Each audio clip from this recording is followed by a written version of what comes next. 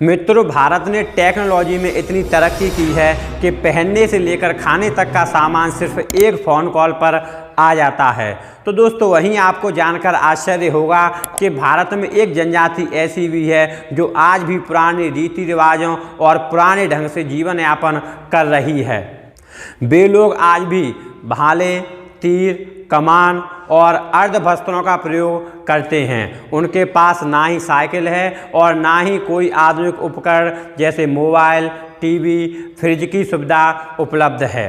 तो दोस्तों, भारत में ऐसी कौन सी जगह है और क्या वजह है कि वहाँ के लोग आज भी पुराने तरीके से जीवन यापन कर रहे हैं? दोस्तों, इन सभी सवालों के जवाब जानेंगे इस वीडियो के माध्यम से, तो वीडियो के लास्ट तक बने रहें। दोस्तों, जहाँ पर यह जनजाति रहती है उस द्वीप का नाम है नॉर्थ सेंटिनल द्वीप। आसमान से देखने पर यह द्वीप किसी भी आम द्वीप की तरह एकदम शांत दिखने वाला, हरा भरा और खूबसूरत नज़र आता है। लेकिन फिर भी यहाँ कुछ ऐसा है जिससे ना तो पर्यटक और ना ही मछुआरे वहाँ जाने की हिम्मत जुटा पाते हैं। प्रशांत महासागर के नॉर्थ सेंटिनल आइलैंड पर एक ऐसी रहस्यमय आदिम जनजाति रहती है जिसका आधुनिक युग से कोई लेना देना नहीं है। वह न तो किसी बाहरी व्यक्ति के साथ संपर्क रखते हैं और ना ही किसी को संपर्क रखने देते हैं। जब भी उनका किसी बाहरी व्यक्ति से सामना होता है तो वे हिंसक हो उठते हैं और उन पर घातक हमले करते हैं। साल 2006 में कुछ मछुआरे गलती से इस आइलैंड पर पहुंच गए थे। इससे पहले कि वे कुछ समझ पाते उन्हें अपनी जान गंवानी पड़ी। इस जनजाति के लोग आग के तीर चलाने में माहिर माने जाते हैं, इसीलिए अपनी सीमा क्षेत्र में कम ऊंचाई पर उड़ने वाले विमानों पर भी ये गोलों से हमले करते हैं। बंगाल की खाड़ी में बसे द्वीप वैसे तो ये भारत का ही हिस्सा हैं, लेकिन यह हमेशा ही एक पहेली बना रहा है जिसे कोई भी सुलझा नहीं पाया। ऐसा माना जाता है कि इस द्वीप पर रहने वाली जनजाति का अस्तित्व 60,000 वर्ष पुराना है, लेकिन वर्तमान में इस जनजाति की संख्या कितनी है अभी तक यह सामने नहीं आया है। एक अनुमान के अनुसार इस जनजाति से संबंधित लोगों की संख्या 200 से 300 मानी जाती है। किसी भी प्रकार के बाहरी हस्तक्षेप को ये लोग बर्दाश्त नहीं करते हैं, इसीलिए इनके बारे में कोई भी पुख्ता जानकारी जैसे कि इनके रीति रिवाज, इनकी भाषा, इनका रहन सहन आदि के बारे में कोई प्रमाण नहीं है। साल 2004 में आई भयंकर सुनामी के बाद अंडमान द्वीप तबाह हो गए। यह आइलैंड भी अंडमान द्वीपों की श्रृंखला का ही एक हिस्सा है, लेकिन सुनामी की इस जनजाति के जीवन पर क्या प्रभाव पड़ा ये बात अभी तक कोई नहीं जान पाया है।